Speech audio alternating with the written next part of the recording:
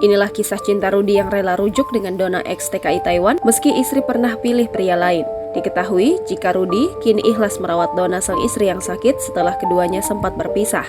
Rudy beralasan memutuskan rujuk dengan Donna lantaran ia masih mencintai istrinya tersebut. Hal itulah yang membuat Rudy masih mau menerima Donna kembali. Sebelum menjenguk Donna di Jakarta, Rudy mengaku sudah tahu mengenai kondisi istri sahnya itu. Rudy tahu kalau Donna dioperasi karena penyakit miom.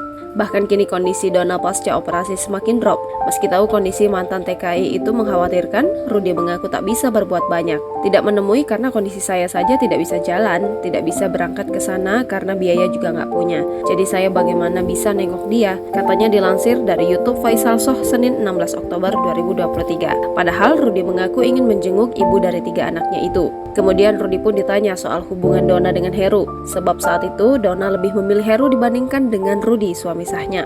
Tahu istrinya berselingkuh, Rudy hanya bisa pasrah seraya terkejut. Ya saya waktu itu pernah chat dengan dia lewat Facebook. Cuma sekedar saya sudah tahu, jadi ya sudah, tutur Rudy. Mendengar hal itu Faisal Soh pun kemudian menyampaikan keinginan Donna untuk kembali kepada sang suami. Rupanya meski istrinya itu pernah memilih pria lain, Rudy pun masih mau menerimanya kembali. Kalau hati saya sih masih ingin menerima karena saya lihat anak saya, kata dia. Namun Rudy berharap istrinya itu mau berubah.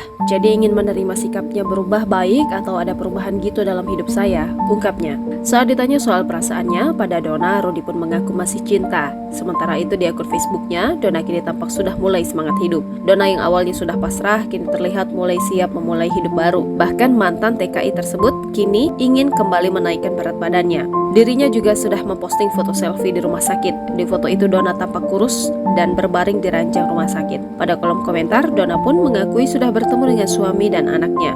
Download Tribun X sekarang, menghadirkan lokal menjadi Indonesia.